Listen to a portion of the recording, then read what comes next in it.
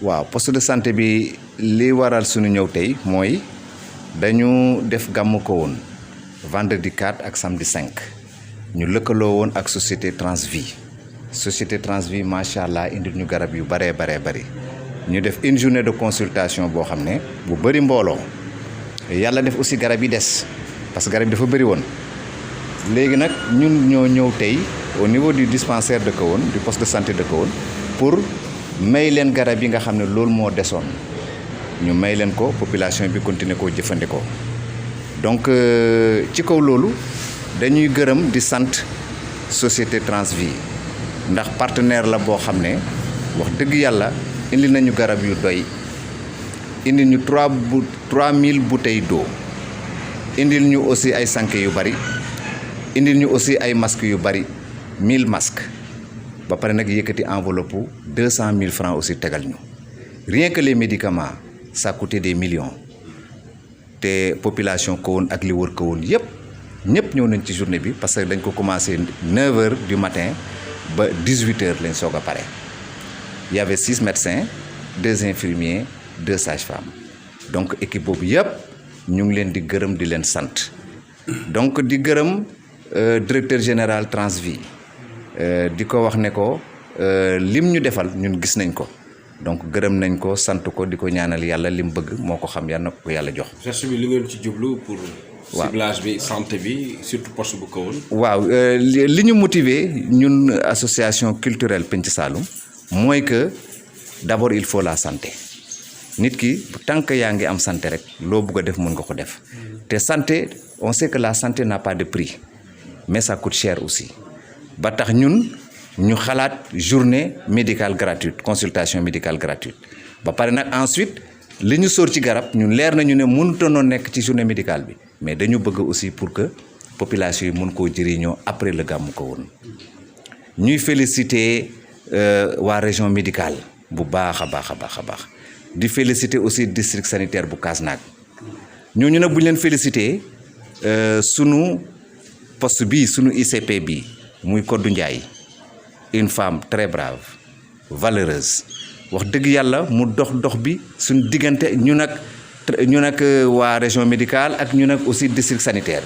mu dox ko organiser journée bi au niveau du poste de santé ba journée ba réussir moom ak équipe bi mu àndal yépp ñu ngi leen di gërëm di leen sant di leen ñaanal yàlla di gërëm aussi suñu invité d'honneur ñu ngi gërëm Pape Sambaré di Bumi Saloum ñu ngi gërëm aussi Souleymane Ndéné Ndiaye di gërëm parce que bu ñu limee sax dañuy juum waaye gërëm nañ ñëpp Buur Saloum nee na ñu gërëm ñëpp sant ñëpp di gërëm aussi la presse parce que la presse était là-bas te liggéey nañ liggéey bu rafet.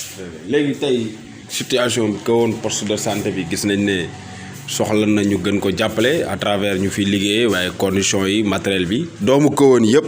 de manière générale wala ku dul doomu Kahone message boo leen a lancé ngir ñu ñëw davantage jàpp ci ñongolaat poste de santé bi jàpp ci liggéey bi waaw loolu Cheikh lu baax la gis nga lii ñu def nii dañ ko def pour won waa Kahone yi aussi ne ñëpp mën nañoo def nii nañu góorgóorlu suñ poste de santé bii ndax benn lañ ko am te it nag wax dëgg yàlla mu ngi régler problème mu santé yi au niveau de Kahone képp ku dëkk Kahone yàlla mën loo la ko. na nga gëstu poste de santé bi jàppale ko ci matériel jàppale ko ci médicament jàppale ko ci lépp parce que moom rek lañ am.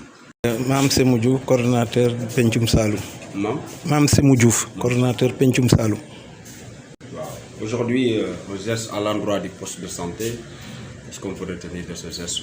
Oui, aujourd'hui nous organisons un geste à l'endroit du poste de santé de Kahone. Parce que tout récemment, nous venons de sortir d'un gamou traditionnel qui a été organisé par le Pencum Saloum. Et à l'issue de ce gamou, la société Transvie, qui était notre sponsor officiel, a mis à notre disposition un lot de médicaments d'une valeur de à peu près 2 millions. Et à part cela aussi, ils ont mis à notre disposition des masques, des moustiquaires, et beaucoup d'eau, et vraiment ça a été une journée très remplie. Et à l'issue de cette journée, nous avons vu qu'il y a eu un reste de médicaments. Et ce reste de médicaments, le Buur Saloum nous a instruit pour que ces médicaments soient mis à la disposition du poste de santé de Kahone. C'est ce qui a motivé notre présence ici au poste de santé de Kahone. Un geste qui permet davantage de relever le plateau technique du poste. Et pourquoi avez-vous vraiment jugé également nécessaire de venir au chevet le poste? Donc nous avons jugé nécessaire de venir au chevet du poste parce que nous avons vu que durant cela, ou bien durant cette journée, nous avons vu vraiment que le poste de santé s'était vraiment déployé. Les techniciens de la santé, les médecins, les infirmiers, les sages-femmes se sont donnés toute une journée à s'occuper des malades qui se trouvent à Kahone et aux alentours de Kahone. Et ce serait pour moi l'occasion aussi de dire que tous les ressortissants de Kahone, ou bien tous les habitants de Kahone, ou bien tous ceux qui sont originaires de Kahone, doivent faire un geste pour relever le plateau technique du poste de santé de Kahone, et sur tous les plans.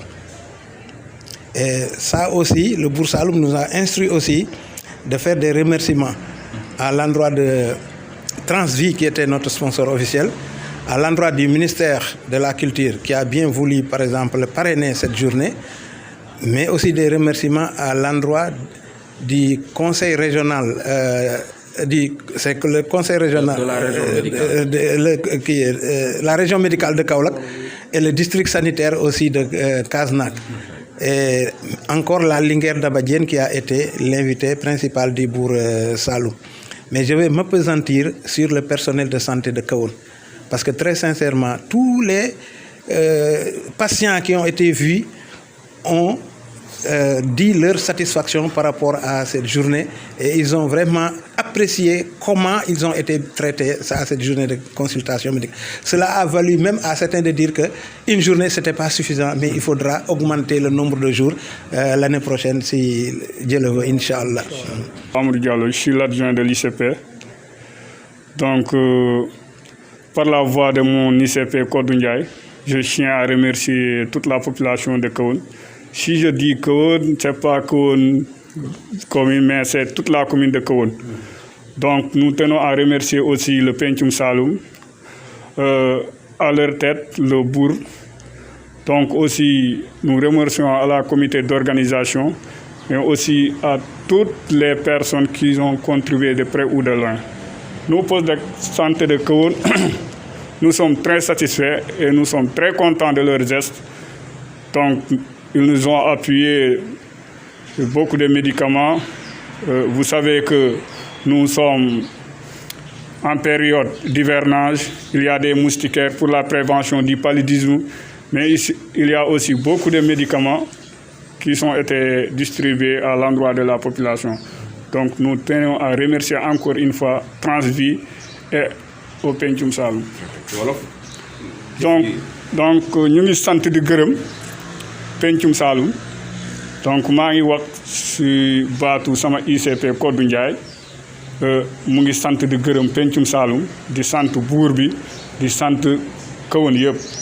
Donc tey lii mbégte la ñun en tant que poste de santé ñu am partenaire bu mel ni Pencum Saloum mu ñëw appuyer ñu ci ay garab appuyer ñu ci ay moustiquaires appuyer ñu ci lépp.